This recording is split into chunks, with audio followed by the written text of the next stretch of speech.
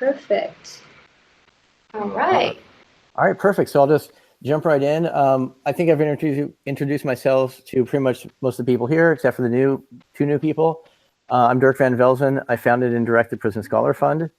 And Liu is one of our awesome volunteers. And she's actually our very first, not only Googler mentor, but basically our first mentor to work with the people on the inside. I had been doing a lot of the mentoring myself, and I'm not really an expert mentoring person.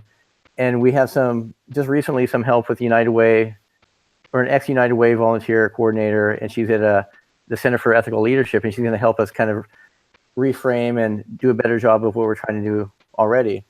So a lot of this is a learning process. Even when I was working with Liu, maybe about a year ago, we kind of talked about what does mentoring look like? And we didn't really know. I mean, I'm kind of a transactional person, so I figured, well, we just see what they need. If they need help on an assignment or something. And what made this kind of unique was one of our students is an MBA student, and the other one could be an MBA student if we had the money for him. So he's just kind of in a waiting pattern. So until they actually got enrolled, her outreach was kind of helping them work on their CV, their resume, just some soft skill stuff. So it's not a really well-defined job of what we're doing. And we wanted to try to make that a little bit better. So when people come to the table, they have kind of a clear outlook of what they want to do or might be asked to do to really match, the expectations of what they really want to do.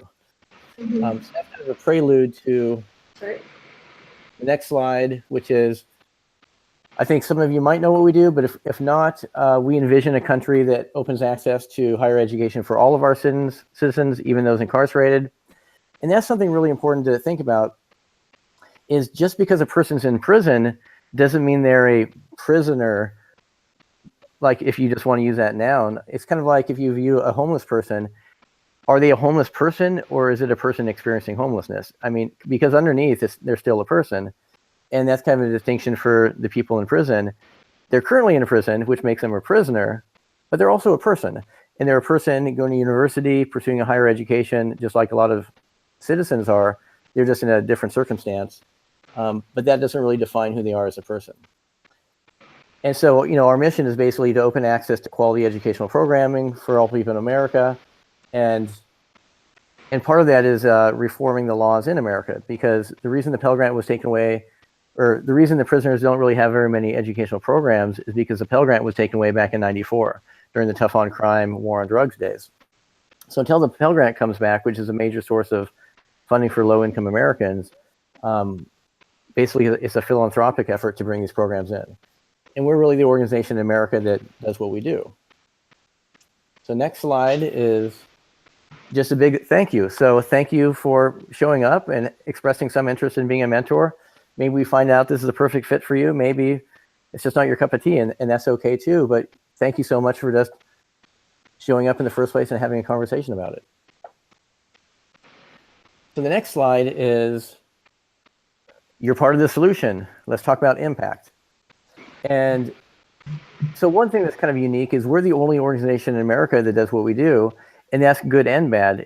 It's good because, well, we have no competition, but it's also bad because we have no competition. We really can't benchmark ourselves against, best practices or the best performers in America, because we're kind of the only guy doing it.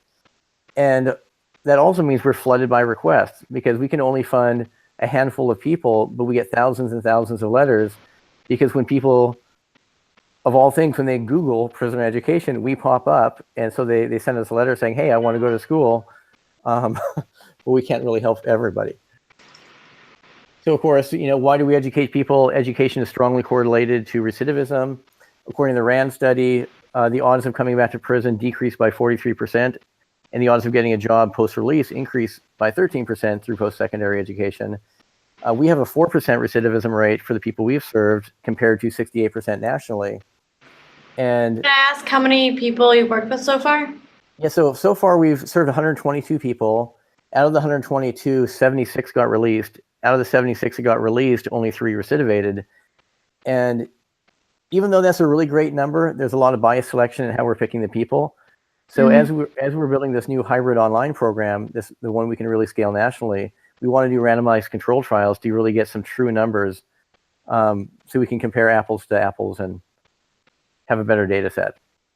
And another metric is the Washington State Institute for Public Policy shows that $1 in correctional education returns 1976 back to society. And that's really has to do with avoided costs, like avoided victim costs, policing costs, criminal justice costs, future construction and incarceration costs. They don't really even add up the value of a person paying taxes, making the community better, hiring people. And that's something else we want to work on too, is to really understand the true costs and benefits of prisoner education so we can direct the money in the right place. And so let's go to slide number 6, which is kind of a reflection. It's think of a time when you experienced a great boss or a mentor, and what were those characteristics that made that positive experience, or that made that experience positive? So maybe just take a couple 10 seconds to think about this. We can kind of go around the room and talk about that.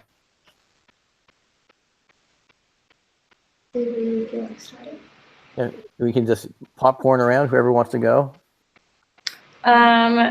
So I had a manager who I really liked, and one thing that he did that I thought was really exceptional is I felt like he really cared about me as a person. And like, so in addition to asking me, okay, how's your work going? How's this project doing? Like, he took the time to get to know me as a person and like kind of see the bigger picture and be supportive of me as a whole person in addition to like the particular tasks.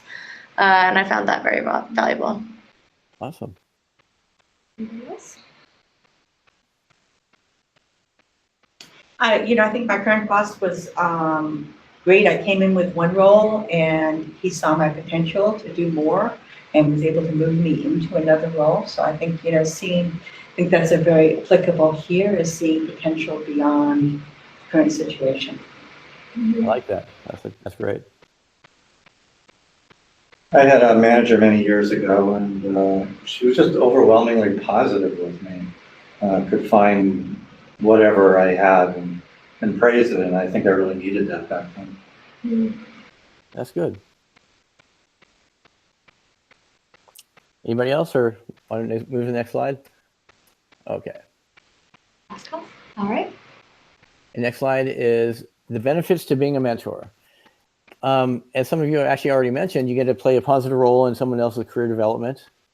Another thing that kind of happens internally is you enhance your people skills, and that involves leadership, communication, interpersonal skills, which is really interesting because when you look at this mentor-mentee relationship, it's not just the person in prison that's gaining some help with coursework or maybe communication skills.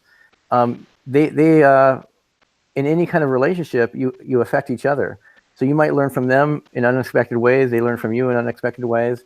And that's just, as Lou and I talk about, that's like the messy business of people. So sometimes it's enjoyable, sometimes it's messy. And at the end of it, you both have grown as human beings in some way. And of course, underneath that all is when you get to know people, hopefully you build relationships and trust. And that's really important as you kind of move forward through this mentoring process. Let's go to the next slide. And you also kind of touched about this in some of your comments.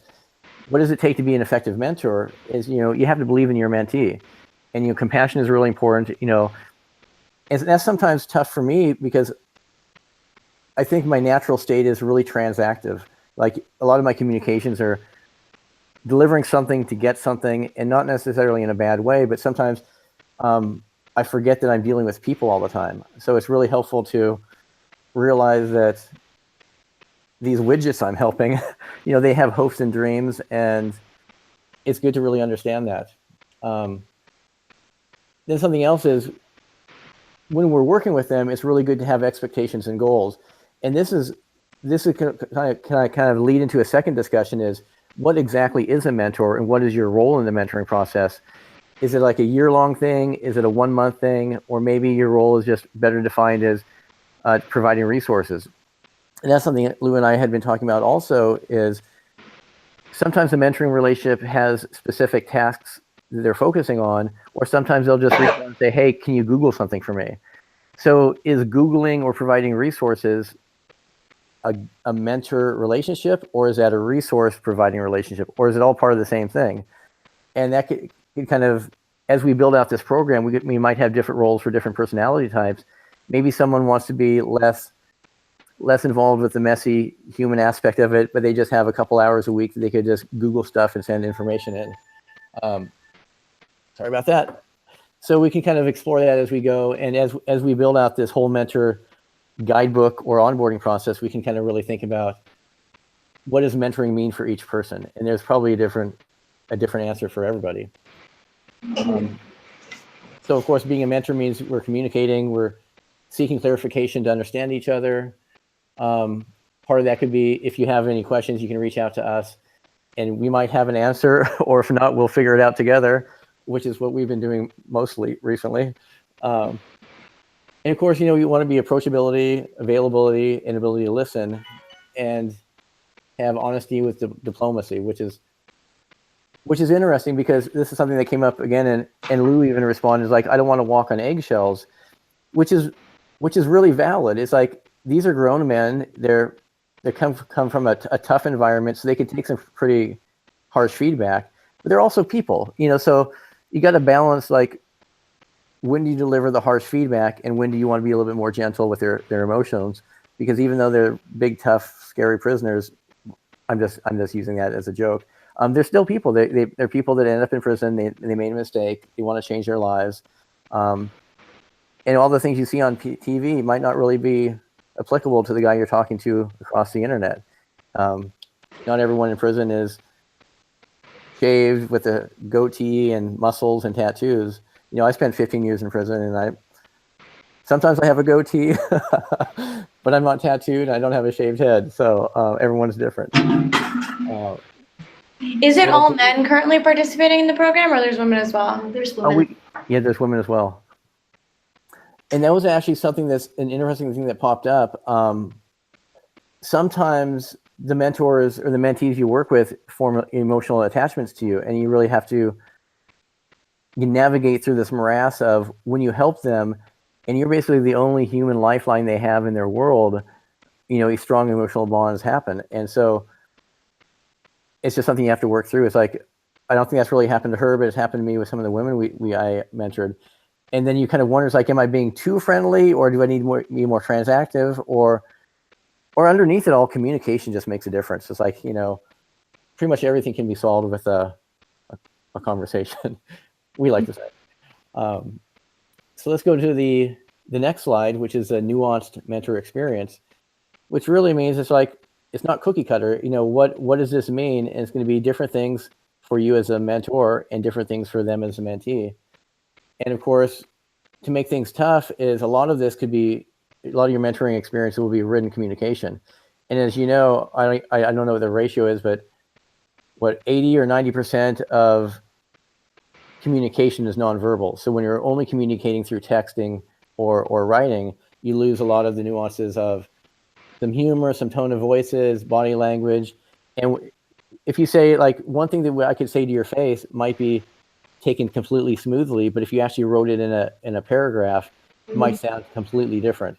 And of course, a lot of this times it's not fast communication. Sometimes it's through snail mail. She's working with people in the federal system that they actually have a version of email. So hers is a little bit more rapid than actually writing letters. And then, which is another issue, is like when you write letters, if you're more comfortable insulating your privacy, we can bounce those letters through the Prison Scholar Fund.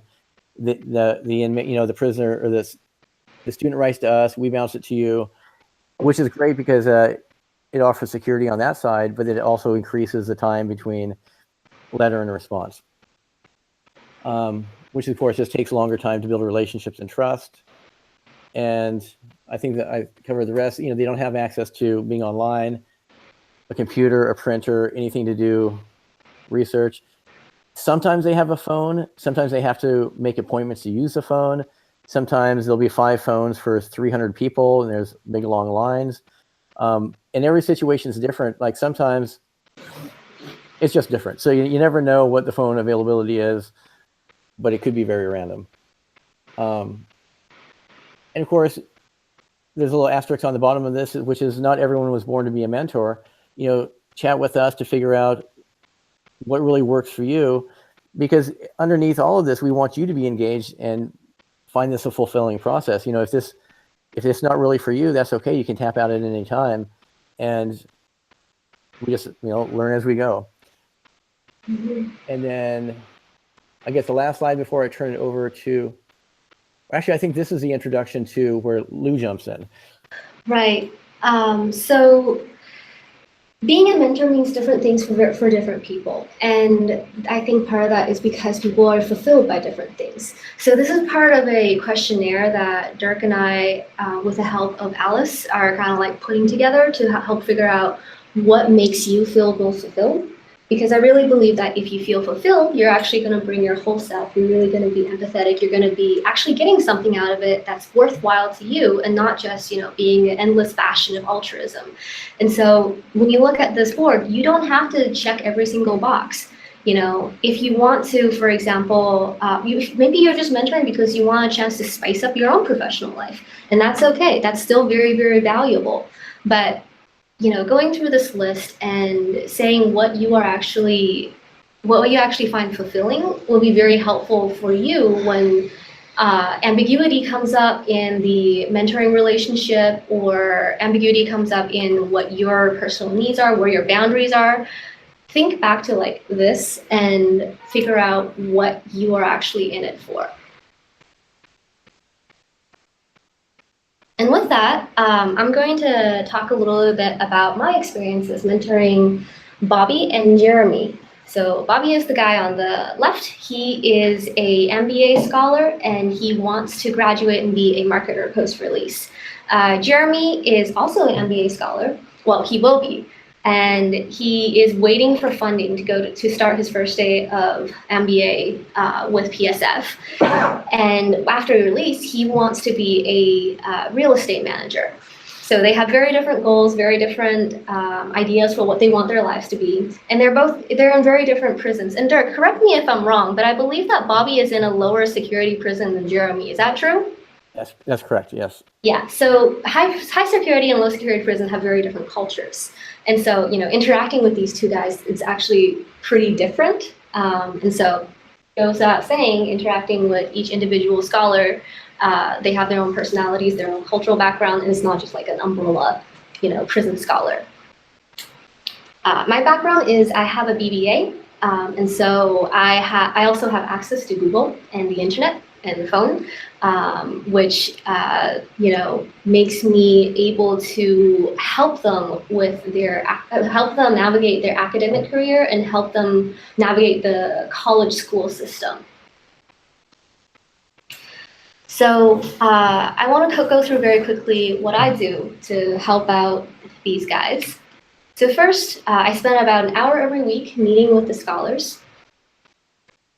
And then I spend about half an hour every month checking in with Dirk, checking in with PSF. If something has come up, I'll relay that to them. If a conflict has come up, we'll try to resolve it and talk through it, because talking to Dirk is much, much easier than talking to prisoners, because they don't necessarily have like this direct line of contact to the outside world.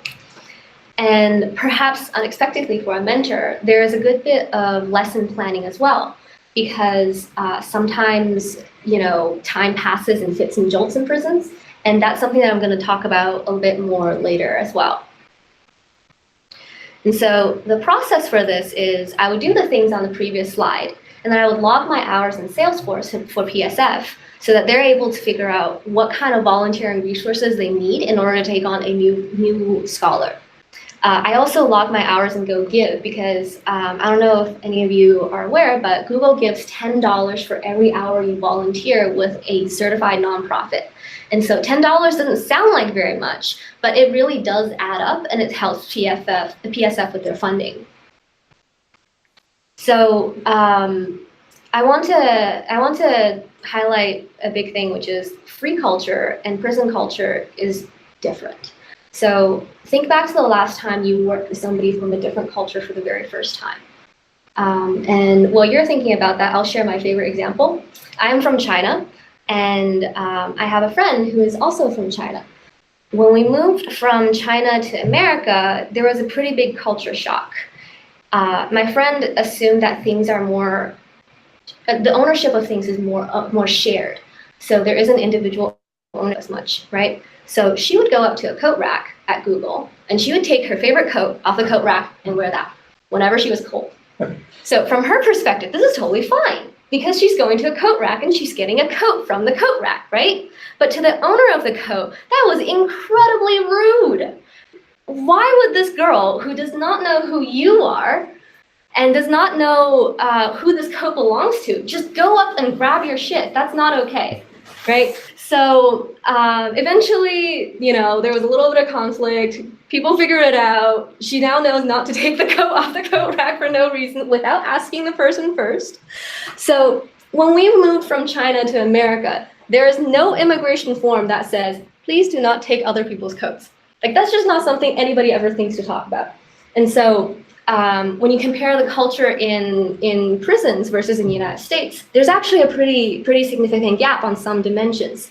On the screen right now is Erin Meyer's eight dimensions of culture. So she found that cultural differences can be mapped down to about 8 different vectors. And, for the most part, American culture is in the red, and for the most part, prison culture is on the blue. And just like in different parts of America, there are different cultures. This is not every single prison, and this is not going to be exactly how things are going to be, but this is just kind of like at a high level what to roughly expect. And I want to draw your attention to 2 different vectors. The first one being evaluating. In America, we don't really like negative feedback. We don't like direct negative feedback. And if any of you has gone to communication classes, very often we're taught the sandwich method, which is you say something really, really positive, really build them up, sneak a little bit of negative stuff in there, and you finish it off with a lot more positive stuff. And so, we're not as comfortable with negative feedback, whereas in prisons, people tend to be more okay with that. And that makes sense because when you think about it, some of these folks have through much rougher stuff, right? Than being told their cash flow analysis is not good. And the other one that I want to draw attention to is number 8, scheduling. In America, we're linear time, and what that means is when we want something to happen, we schedule it. And when we schedule it, we expect it to happen. In prisons, not so much. And a lot of that is because of external factors like lockdowns. Maybe they're not able to get to the phone. Maybe they're not able to get to the computer. There's a lot of reasons why time doesn't necessarily flow linearly as it is in free world. And so next I want to go into a little bit more concrete details about the lessons that I've learned. So these are things that happened to me, told through my perspective. I'm not saying that these are things that will happen to you or even that they're likely to happen to you, but these are kind of like field reports.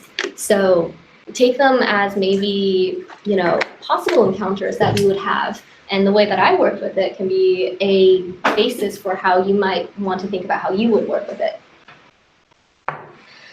So first one, like I mentioned, time flows in fits and jolts in the prison system.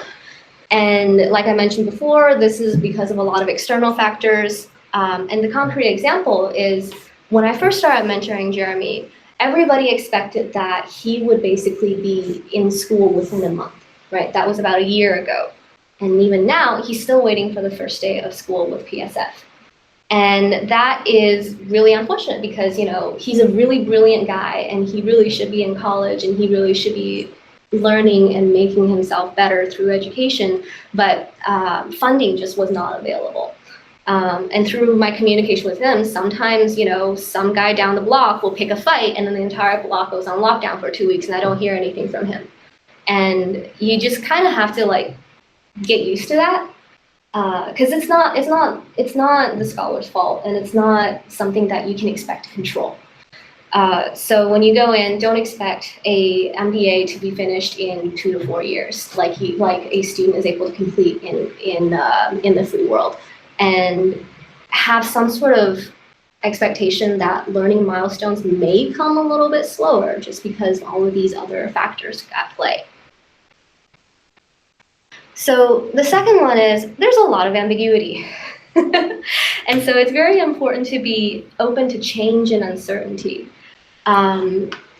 When I had all of that free time with Jeremy, I'm going to keep using him as an example because he's been a very good mentee, and we had this whole year where nothing was happening, and so we went through, looked at his resume.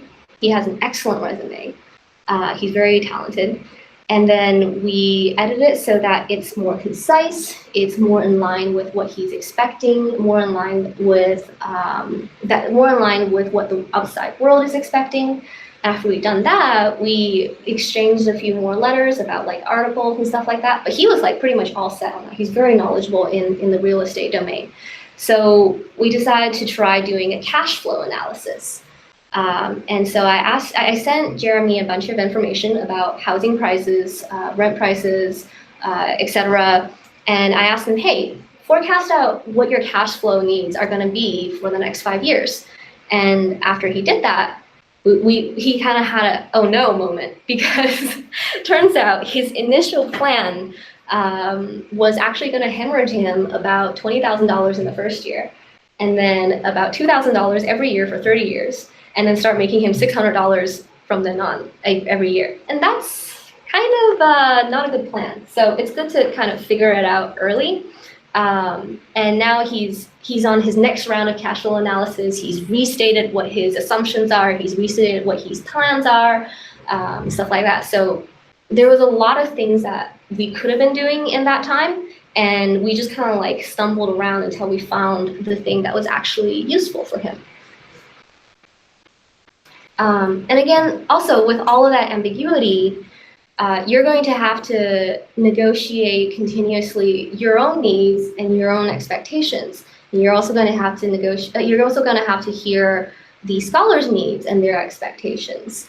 So, the example for me here was when I first started doing mentorship, I would respond to email messages from Bobby and Jeremy as soon as they get in.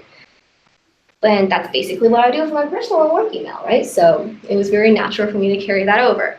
But that way of doing things resulted in me sinking something like an hour every single day into PSF. And on top of my work schedule, that was just not sustainable. And I was getting really quickly burnt out. So I told Bobby and Jeremy, hey, I'm going to check in on you once a week. I'm still going to be 100% here when I am here, but for my own needs, I'm not able to keep up talking with you every single day. And now, because it's not something that's taking up so much of my time, it's something that I can look forward to instead of something that I dread. And, this one is actually very recently relevant, and that is the mentor in some ways acts as the gateway to the information age for the scholars. So both Bobby and Jeremy have been incarcerated for more than a decade. And Dirk, correct me if I'm wrong, but I believe they've both been incarcerated for more than 2 decades, right? Yeah, I know Jeremy has, and I think Bobby has also. Yeah, I remember reading something from him about a few months ago about that. So if you think about the information landscape about 20 years ago, it's pretty darn different from how it is today. So when you're talking with the scholars, their information needs are almost like a senior person's, because they don't have access to the internet and they're not able to just Google something, right? So their needs are very different. And because of that information asymmetry, sometimes conflicts can come up. And recently, I actually had a bit of a drama with Bobby, because I suggested, hey, have you considered being a salesperson? You're very emotive, you're very communicative, and so I think that maybe you should consider doing sales, because I think you might find that fulfilling. And so for me, I don't consider that like a very big deal to just kind of throw that suggestion out there, right? But Bobby was like, oh my gosh, how could you say such a thing? Salespeople make $10 an hour on average. This is terrible. I didn't graduate top of my class to earn $10 an hour. And so I had to kind of like correct the information gap there. I was like, hey, sorry, didn't mean to insult you. At my company, salespeople regularly make 6 figures. I'm not telling you go be a vacuum salesman. here's the actual information for what being a salesperson actually is like, yada, yada, yada, yada. So yeah, it's very understandable that he had that sort of reaction because of the information asymmetry. And I'm not telling you this to get you to walk on eggshells or anything like that, because I don't think that's a way to live. But you know, when these kind of things come up, you know, it's important to communicate like what you actually meant and understand that there is this big chasm of information gap. So lastly, the people that you're going to be mentoring, they are real people, and real people will have hangups. And so as a mentor, just like you're mentoring somebody in the free world, maybe a student, you will probably have to work through hangups. So, you know, walk into this with empathy, walk into this with an open mind for understanding, and walk into this with an idea for what you are really willing to work with. Right. So right now I'm working with Bobby through this miscommunication where he's feeling very, very insulted, and I am trying to be empathetic while still holding my own ground. So as a mentor, sometimes you're just kind of put in that kind of situation to figure out where to take it emotionally. And so a very quick summary of all of the little lessons that I learned. One is be careful of different cultures. 2 is be aware of how time is very different. 3 is there's a lot of ambiguity that you're going to have to navigate in the PSF mentorship role. And even though like PSF and myself were trying to reduce the amount of ambiguity, there's still going to be a lot of unknowns with this role. It's not going to be as clearly defined. And if there's conflict, ambiguity, don't feel that you're alone in this. Like reach out to Dirk, reach out to me, although I may be slower to respond, and just work with the ambiguity. Fourthly, negotiate your own expectations, figure out where you're coming from, figure out where your boundaries are, and don't let that get pushed.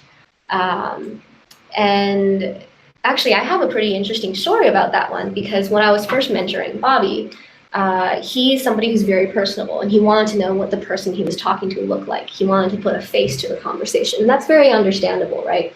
So he first started out being like, hey, can I call you? And I was like, well, I'm not really comfortable with that.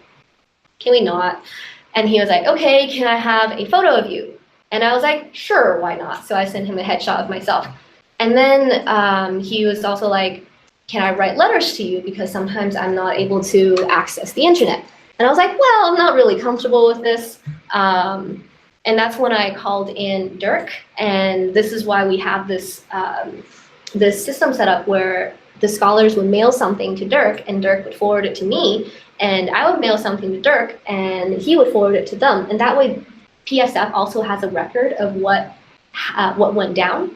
And you know, I don't have to live out of a PO box. So yeah, be very clear with where your boundaries are, and be very clear with what you are expecting going into this. And 5th, information access. You are somebody that's going to be basically their guide in the information age. And lastly, keep empathy in mind. So, Dirk, do you want to close this out? Sure.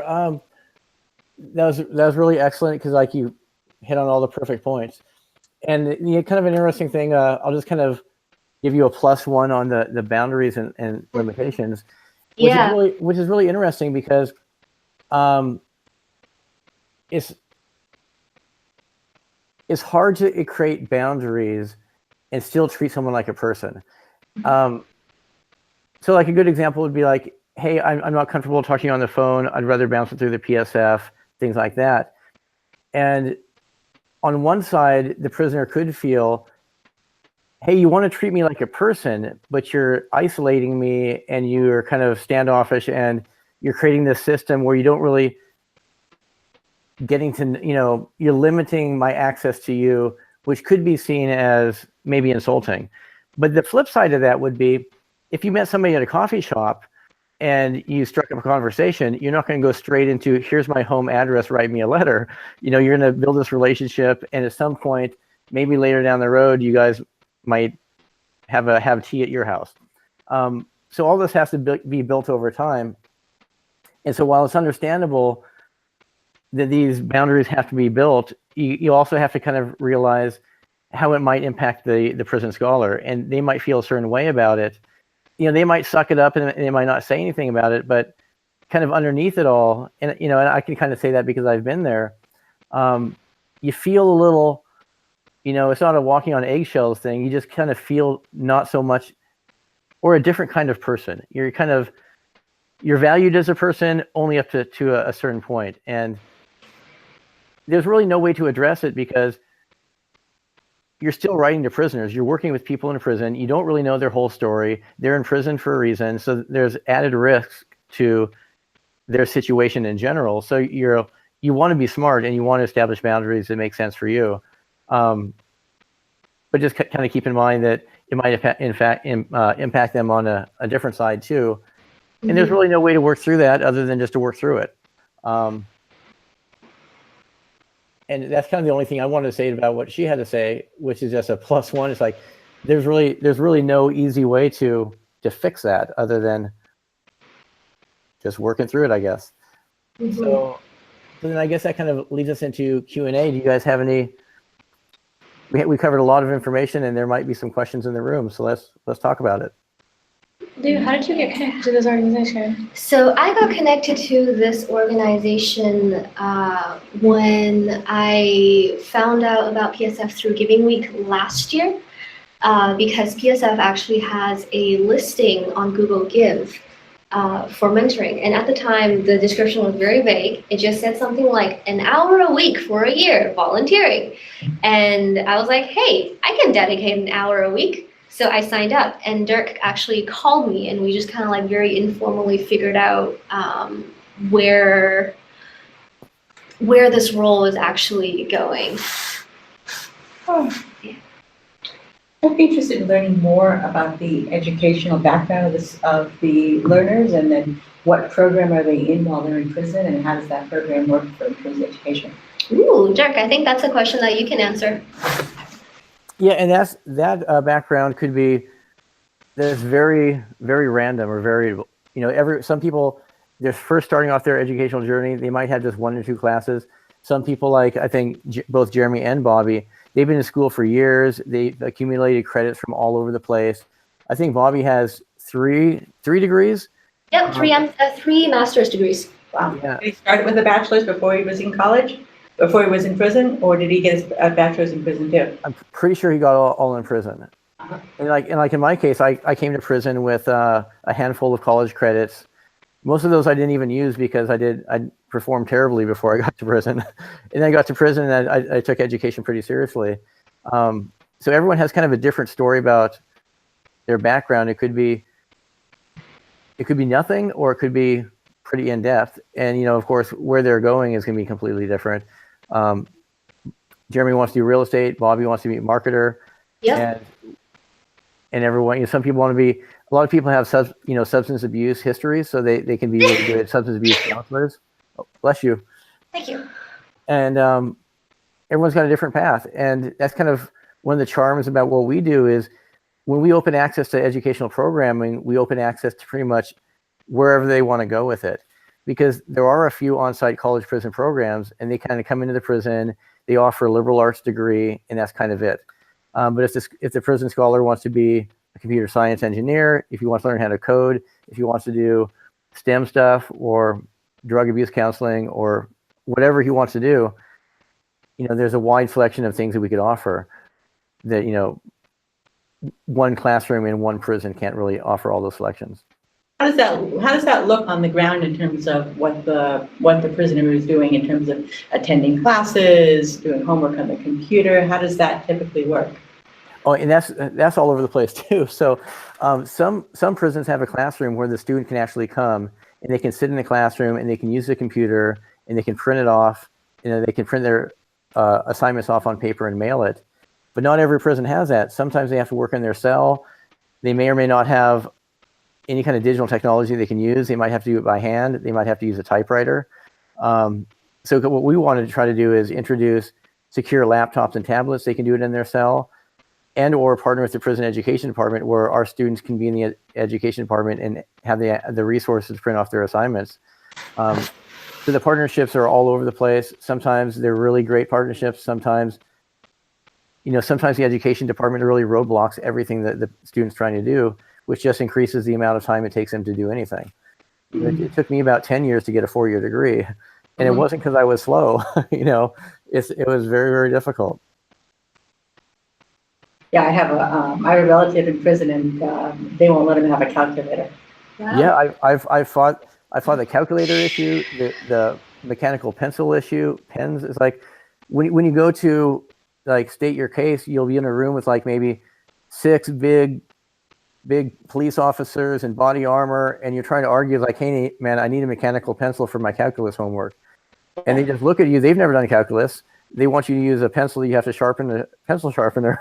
It's like, I'll have to sharpen my pencil after every equation. This is going to take me forever, and I don't have a pencil sharpener. So it's not easy. They threw every stumbling block in front of you they can, because it's 2 different cultures. And underneath all of this is a liberal arts education kind of teaches you to question things. When you're in a prison environment, they don't want you to question anything. So, the actual, in education, it kind of runs counter to prison policy and administration. But, it is what it is.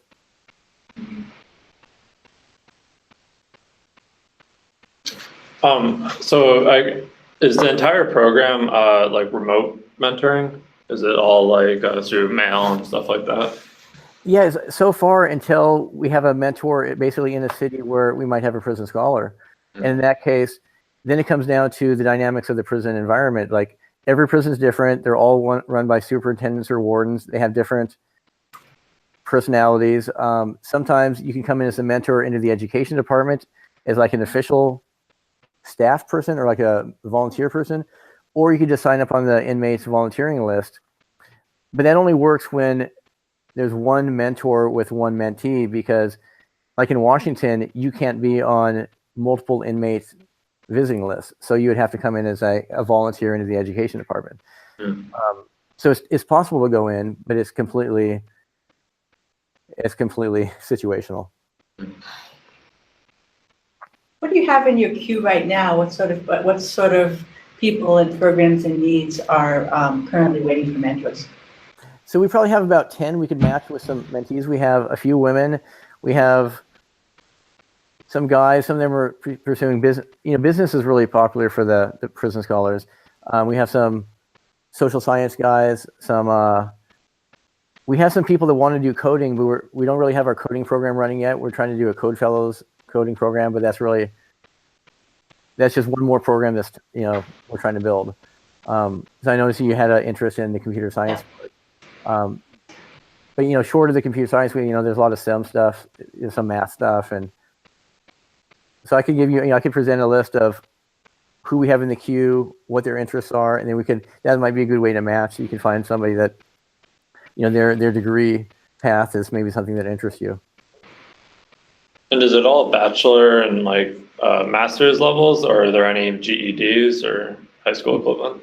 Yeah, kind of the GED stuff is covered by the prison for the most part. It's not completely widespread, but it's probably, I'd say about 90% of the prisoners have that access, because that's something the federal government actually funds, the GED programs. So they kind of get the students up to a GED, and they kind of figured, well, once you have a high school diploma or equivalency, then it'll be easy to get a job. So that's like the baseline, of course, right? And that's the other thing too, is what's really interesting is, does a bachelor's degree really make a difference, or is it just the knowledge you learn? But it's really the credentials you need, because when you get out in the job market, no matter how skilled you are in your head, you have to have some kind of countervailing equities to, hey, here, I got a college degree that kind of offsets this criminal record thing I have. Because people are, it is what it is. We're viewed by our past. Yeah, the data is pretty significant that the degree matters. Yeah. A GED can actually have a negative impact based on the data.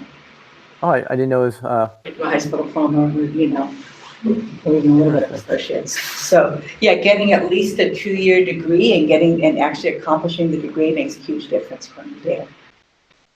interesting.